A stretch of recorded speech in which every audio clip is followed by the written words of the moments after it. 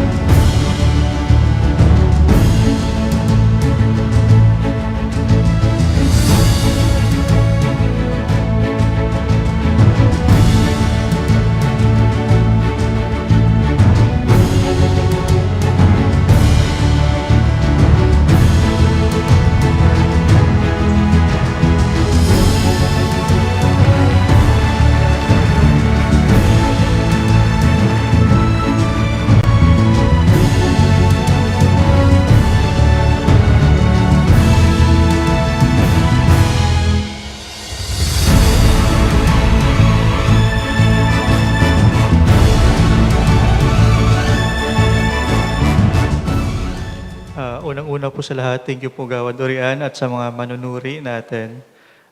Thank you sa Himalaya Foundation, FDCP, dahil kung wala po sila, hindi namin magagawa ang pelikulang ito at also yung Terminal 6 at Southern Lantern Studios. Directing Tumandok was never about us alone. This film was directed with Sitio Cabarangkalan Ate community who entrusted us with their truth and with a crew who gave their all to honor that truth.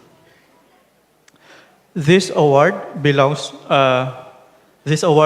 as much to them as it does to us.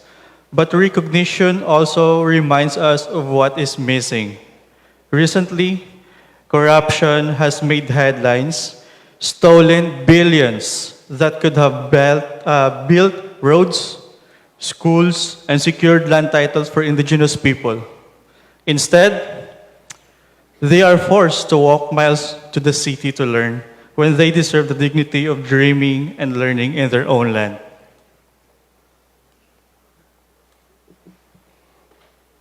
And as online trends show us mocking indigenous identity, let us remember that respect and cultural sensitivity. Let's remember and try our respect and cultural sensitivity to go further than ridicule. Let us use our platforms and privileges to help build a future where fear no longer exists and where more indigenous peoples' community are given a chance not just to survive, but to live and to dream. Thank you again to our Mother Festival, Himalaya, FDCP, Direktor Jeroui, to our producers, funders, our sponsors, LGU Barotac Viejo, and to Gawad Urian for honoring Tumandok and the 396 directors of this film. Us, our crew, and the 296 people from Sitio Cabarangkalan Ati community. This award, alongside Tumandok, will always remind us that filmmaking is a privilege and a responsibility. Thank you.